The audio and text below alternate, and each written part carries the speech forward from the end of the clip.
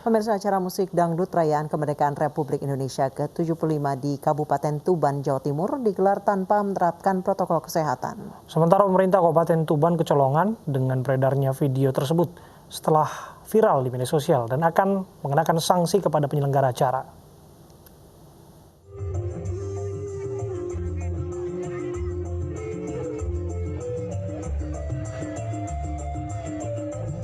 Ratusan orang hadir memadati lokasi acara musik dangdut tanpa menerapkan protokol kesehatan COVID-19. Bahkan seorang babinsa desa setempat sempat berjoget di atas panggung tanpa menggunakan masker di lapangan Desa Jadi, Kecamatan Semanding, Kabupaten Tuban yang viral di media sosial.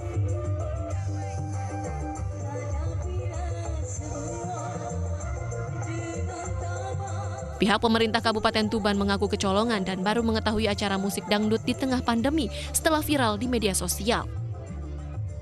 Padahal Tuban masih berstatus zona merah dan jumlah kasus penyebaran COVID-19 terus meningkat setiap hari. Ya, ini saking bandelnya masyarakat, bahasanya Pak Bupati tadi, dan juga kita kecolongan di sana. Jadi itu kan luas, luas dan mungkin gugus tugas yang di tingkat desa itu tidak sempat menjangkau. Apakah ini pakai izin apa enggak, saya enggak tahu. Tapi itu kejadian, itu kita kecolongan, kita telusuri itu. Ini dari Pak Dandim juga akan telusuri yang Babinsa hadir itu seperti apa gitu. Sementara pemerintah Kabupaten Tuban bersama Kodim 0811 dan Polres Tuban masih mendalami pelanggaran protokol kesehatan dalam penyelenggaraan orkes dangdut tersebut. Pihak-pihak yang terbukti terlibat akan dikenakan sanksi sesuai peraturan. Dari Tuban, Jawa Timur, Pipit Wibawanto, iNews melaporkan. Meski Bekasi, Jawa Barat masuk zona merah penyebaran COVID-19, namun masih ada warga yang nekat menggelar pesta dangdut di acara pernikahan. Hal serupa juga terjadi di Kabupaten Bogor, Jawa Barat.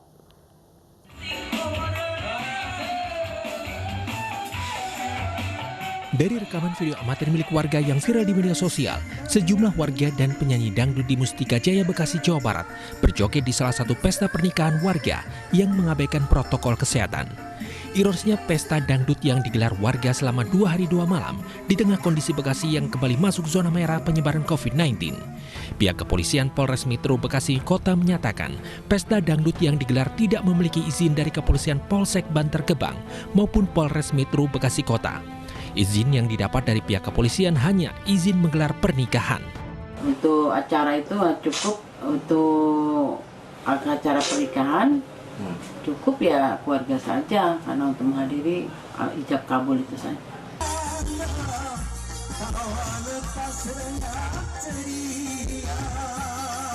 Aksi panggung Raja Dangdut Rhoma Irama saat konser di salah satu hajatan warga di Pamijahan, Kabupaten Bogor, Jawa Barat, 28 Juni lalu menuai kontroversi.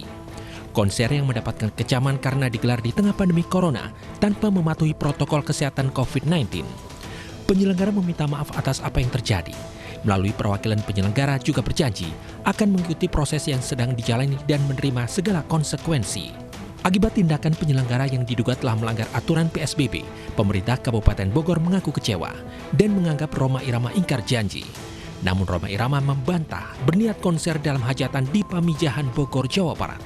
Gubernur Jawa Barat Ridwan Kamil angkat bicara mengkritik Rhoma Irama yang bernyanyi dalam sebuah acara yang dihadiri ratusan orang. Peristiwa tersebut dianggap tidak menghargai upaya pemerintah dalam menanggulangi pandemi COVID-19. Tim Liputan iNews melaporkan. Meski jumlah konfirmasi COVID-19 telah menembus angka 175.000, Presiden Joko Widodo optimistis penanganan COVID-19 di Indonesia masih terkendali. Presiden Jokowi menjabarkan data COVID-19 di Indonesia yang menurutnya semakin membaik.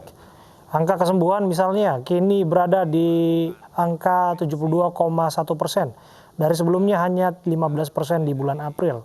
Angka kesembuhan di Indonesia kini lebih tinggi dari rata-rata global sebesar 69%. Sedangkan persentase kematian menurun menjadi 4,2% dari sebelumnya 7,38% di bulan April.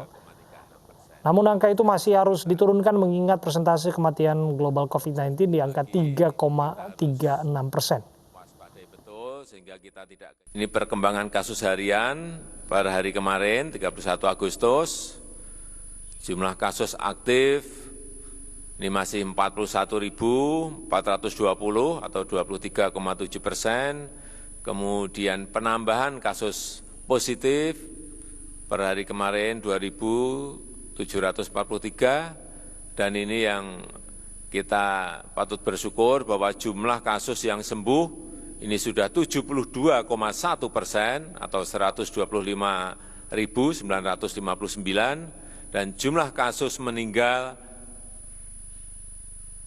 7.417 atau 4,2%. Kalau kita lihat perkembangan yang ada ini untuk kasus positif tingkat nasional,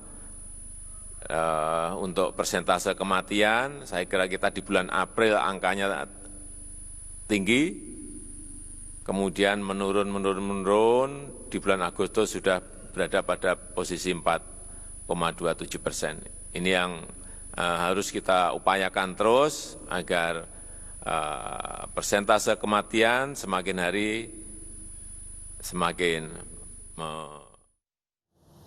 Pembatasan sosial berskala besar telah dikurangi beberapa bulan terakhir demi menggerakkan aktivitas ekonomi masyarakat.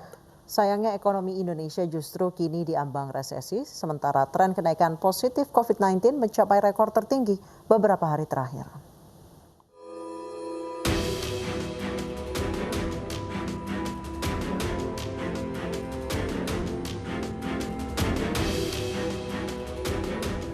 Gedung KPK lockdown. 23 penyidik terpapar virus corona. Salah satunya penyidik senior Novel Baswedan. Kian hari, kian banyak gedung perkantoran di DKI Jakarta tutup karena karyawan terkena corona. Tak aneh karena 2 hari terakhir penambahan corona di DKI tembus 1.000 kasus setiap hari. Lihat grafis ini. Penambahan positif corona setiap hari di DKI Jakarta dalam sepekan terakhir tak kenal ampun. Bertahan di angka 700-an hingga menembus angka 1.000. Tren corona naik tinggi bukan cuma di Jakarta, tapi hampir merata di provinsi-provinsi besar tanah air seperti Jawa Timur dan Jawa Barat. Kata pemerintah, tingginya angka penambahan corona karena tes corona ke warga digencarkan. Dalam beberapa hari terakhir, sempat beberapa kali itu bisa di atas 30.000, bahkan di atas 33.000. Jadi jumlah yang semakin tinggi. Nah, dengan jumlah semakin tinggi, otomatis semakin banyak kemungkinan yang terjaring positif. Kemudian, walaupun jumlah pemeriksaan itu mengalami peningkatan, tetapi belum merata. Tragisnya, kenaikan positif corona diikuti kenaikan jumlah dokter meninggal yang tembus angka 100. Terbanyak di Jawa Timur 25 dokter, kemudian Sumatera Utara 15 dokter, dan Jakarta 14 dokter. Anehnya, tak ada kebijakan ekstra biasa melihat rekam angka kenaikan COVID baik di level Jakarta maupun nasional. New normal atau adaptasi kebiasaan baru sudah ketuk palu. Sepertinya tak ada kamus kembali ke pembatasan sosial berskala besar, sebagaimana awal corona berkentayangan di tanah air. Alasan pemerintah, pembatasan sosial menghambat roda ekonomi, dan biang keladi ekonomi tanah air melorot hingga minus 5%. Sudah dalam bentuk barang jadi. Saat rapat dengan para kepala daerah, Presiden Jokowi kembali menegaskan Indonesia diambang resesi. Karenanya Presiden meminta kepala daerah mempercepat realisasi APBD, baik untuk belanja barang dan jasa hingga pencairan bantuan sosial. Tujuannya mendongkrak konsumsi masyarakat demi pemulihan ekonomi. Kuartal kedua kita sudah pada posisi minus 5,3%. Sudah minus. Untuk itu, untuk kuartal ketiga, yang kita ini masih punya waktu 1 bulan, yaitu Juli, Agustus, September, kita masih punya kesempatan di bulan September ini, Kalau kita masih berada pada posisi minus, artinya kita masuk ke resesi. Cuma punya waktu 1 bulan menggenjot konsumsi masyarakat demi terhindar resesi, laksana misi mustahil. Dunia usaha sudah kembang kempis, mulai dari usaha besar sampai UMKM. Tenaga kerja banyak kena PHK atau minimal dirumahkan sementara tanpa gaji.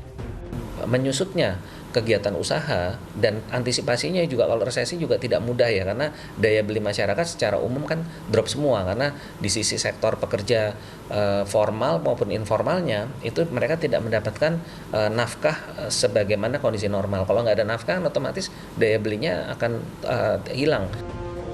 Asosiasi Pengusaha Indonesia meminta pemerintah tak hanya melulu fokus pada pemulihan ekonomi dan juga menekan potensi penularan dan kematian akibat corona.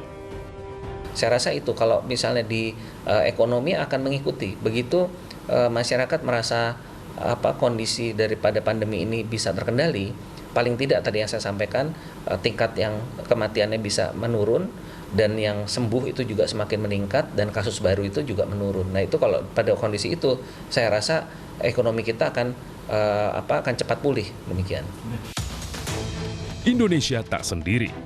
Seluruh dunia merasakan hal sama. Dibenturkan pilihan, mengutamakan ekonomi, atau fokus memutus mata rantai sebaran corona. Oleh karenanya, perlu langkah tegas dan berani. Pemirsa, mari kita dukung para pejuang kemanusiaan dengan peduli melawan penyebaran virus corona. Bantuan bisa disalurkan melalui rekening yang tertera di layar televisi Anda.